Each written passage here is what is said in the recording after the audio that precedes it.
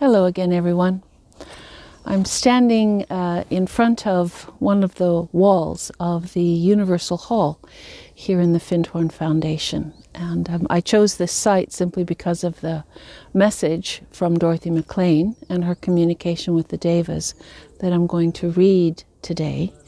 And for those of you who've been to the foundation, you will have a sense of this building that I'm standing in front of. To those of you who've not yet been able to visit, or only in your dreams and in your hopes and wishes, the Universal Hall is a handmade building. Thousands of pairs of hands went into building it. And it is our performing arts building. We have a cafe, a recording studio, a dance studio, and a number of different offices and things that are part of this building. But this particular wall is the facing for the furnaces, it's the chimney pieces. And it was constructed over a long period of time, and if you can see the stonework behind me, you'll notice just how tightly the stones fit.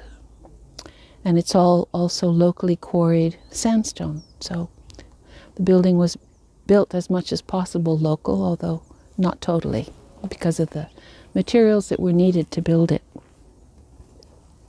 The message that I'm going to read today came from a consciousness that Dorothy, after the fact, called the Cosmic Angel of Stone.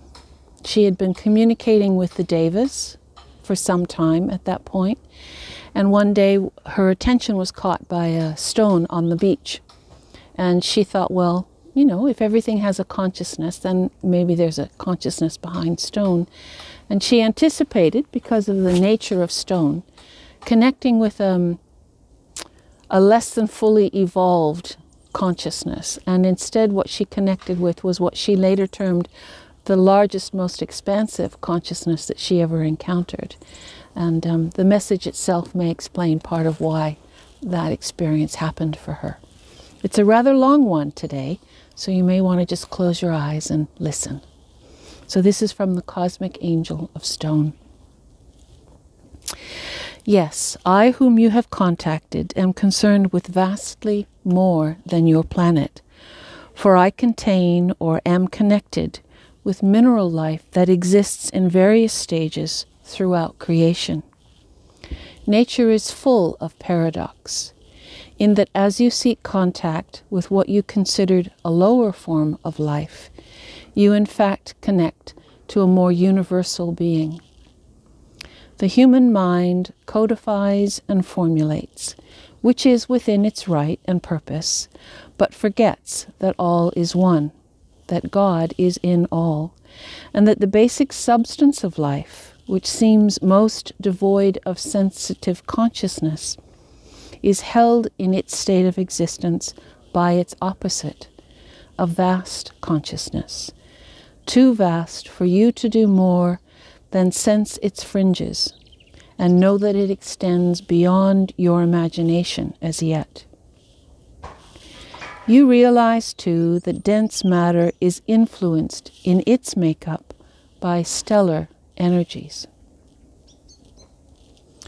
It was the beauty of this particular stone that drew you to me. Beauty is of God. Beauty is working out in all levels of life. Consciousness of beauty brings you into oneness, into any part of that universe. You are contained in it, just as I seem to contain universes within myself. The more you appreciate beauty, the more you are linked universally.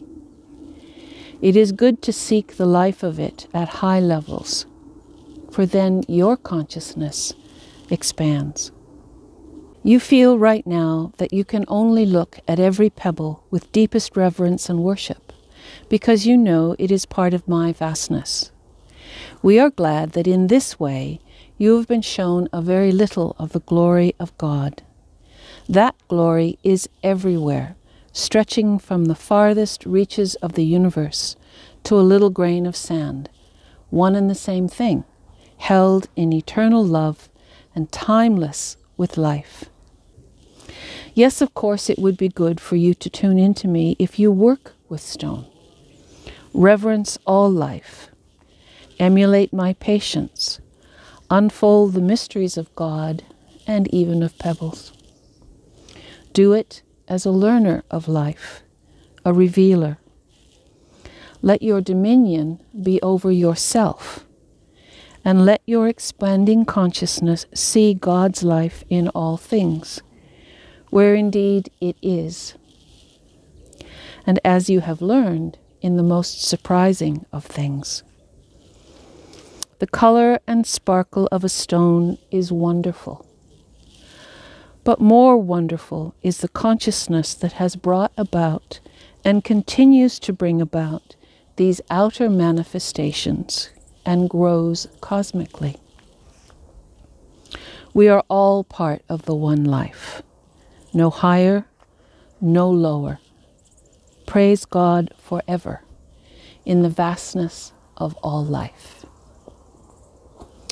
So you see, wherever we go, wherever we look, if we open to being surprised at the wonder of the web of life and the intricacies of this amazing ecosystem called planet Earth that we live in, then who knows what might happen.